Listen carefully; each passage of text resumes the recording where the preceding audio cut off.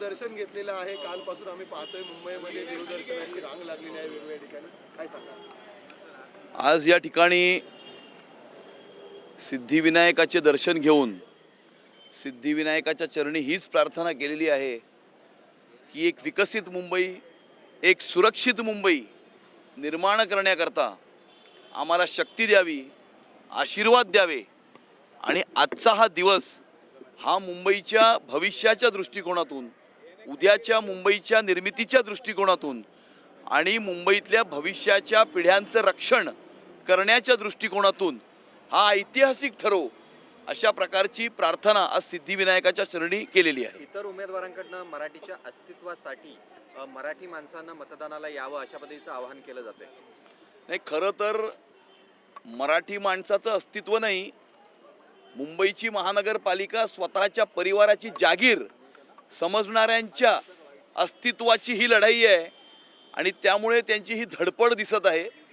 परंतु गेल्या 11 वर्षामध्ये या मराठी माणसासाठी, मुंबईकरांसाठी, मुंबई शहरासाठी खऱ्या अर्थानं जे काम झालेलं आहे, मराठी भाषेला अभिजात भाषेचा दर्जा प्राप्त करून देण्याचं काम प्रधानमंत्री नरेंद्र मोदीजींनी केलेलं आहे आणि वरळीतल्या बिडडीचा इथल्या 160 फुटाच्या घरामध्ये राहणाऱ्या मराठी माणसाला त्याच ठिकाणी 560 फुटाचं घर तयार करून देण्याचं काम हे सन्माननीय मुख्यमंत्री देवेंद्र फडणवीस साहेबांनी केलेलं आहे.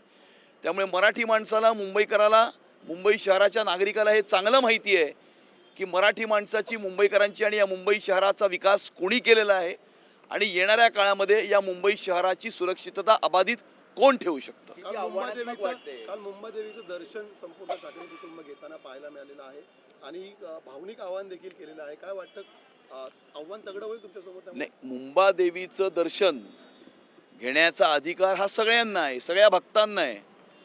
परंतु कोविडच्या काळामध्ये मंदिरं बंद करणारे आज स्वतःच्या अस्तित्वासाठी देवाकडे, देवीकडे साकडं घालताना दिसत आहेत. आज तरी त्यांना देवदेवता आठवलेत, हिंदुत्व आठवलंय, ही चांगली गोष्ट आहे. अध्यक्षपदाची धुरा तुमच्याकडे आहे, किती आव्हानात्मक वाटते ही निवडणूक? नाही, मुंबई भारतीय जनता पार्टीचे तमाम कार्यकर्ते, मुंबईकरांचे आशीर्वाद, सन्माननीय मुख्यमंत्री देवेंद्र फडणवीस साहेबांचं पूर्ण पाठबळ आणि भारतीय जनता पार्टीच्या केंद्र नेतृत्वाने दिलेले आशीर्वाद, यामुळे येणाऱ्या काळामध्ये मुंबईकर मोठ्या प्रमाणावरती भारतीय जनता पार्टी, शिवसेना आणि रिपाई महायुतीला आशीर्वाद देताना दिसत आहेत. आणि आजचा दिवस हा मुंबईकरांच्या भविष्याच्या दृष्टिकोनातून, उद्याच्या मुंबईच्या निर्मितीच्या दृष्टिकोनातून हा ऐतिहासिक ठरणार आहे. मतदारांना काय आवाहन कराल, कारण का भावनिक आवाहन सुद्धा ठाकरेंकडनं मतदारांना केलं जाते, तुमच्याकडनं काय आव्हान असणार?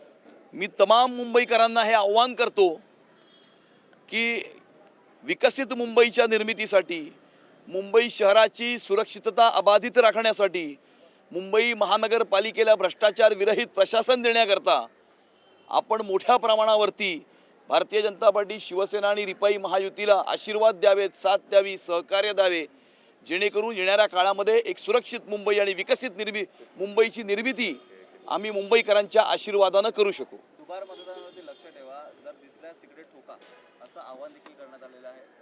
नाही, काही लोक यांचा लोकशाहीवरती विश्वास नाही आहे, कायद्याच्या प्रक्रियेवरती विश्वास नाही आहे, अराजकता पसरवण्याचा प्रयत्न करतात.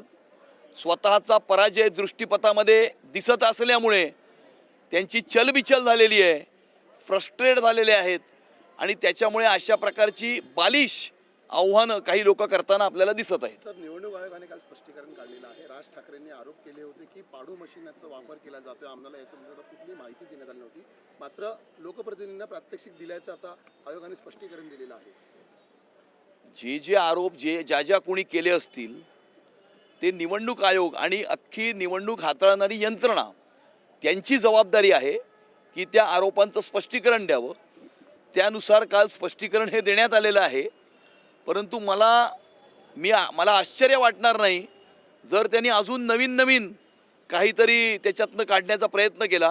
कारण काही लोक उद्या ज्यावेळेला पराजय होईल त्यावेळेला काय सांगायचं, काय स्पष्टीकरण द्यायचं, याचं बॅकग्राऊंड तयार करताना काही लोक दिसत आहेत.